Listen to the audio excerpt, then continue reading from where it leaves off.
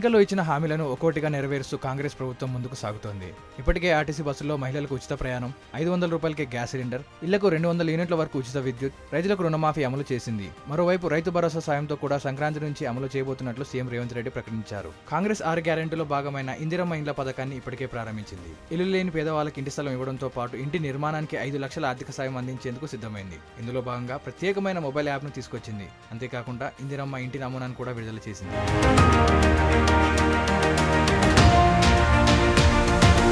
ఇందిరమ్మ ఇండ్ల దరఖాస్తుల పరిశీలనను ఈ నెలాఖరులోగా పూర్తి చేయాలని ప్రభుత్వం భావిస్తుంది. ఇందిరమ్మ ఇండ్ల కోసం ప్రజాపాలనలో వచ్చిన 80 లక్షల దరఖాస్తుల పరిశీలనను ఈ నెల 31లోగా పూర్తి చేయనుంది. వివరాలను యాప్లో నమోదు చేయాలని, ప్రతి 500 దరఖాస్తులను సర్వే బాధితులను ఒక ఉద్యోగికి అప్పగించాలని, సర్వేలో ఇందిరమ్మ కమిటీ సభ్యులను భాగస్వామ్యం చేసుకోవాలని కలెక్టర్ను ఆదేశించింది. ఏ గ్రామంలో సర్వే నిర్వహిస్తారో ఆ ముందు రోజు రాత్రి గ్రామంలో చాటింపు వేయించాలంది. సర్వే వివరాలపై రోజు కలెక్టర్లను సమీక్షించాలని, జిల్లా కేంద్రంలో ఫిర్యాదులు, సలహాల కోసం టోల్ ఫ్రీ నంబర్ను ఏర్పాటు చేసుకోవాలని సూచించింది. ఇందిరమ్మ ఇండ్ల నిర్మాణం నిరంతర ప్రక్రియ అని, ఈ ఏడాది 4.5 లక్షల ఇండ్ల నిర్మాణం చేయబోతున్నట్లు రేవంత్ సర్కార్ ప్రకటించింది.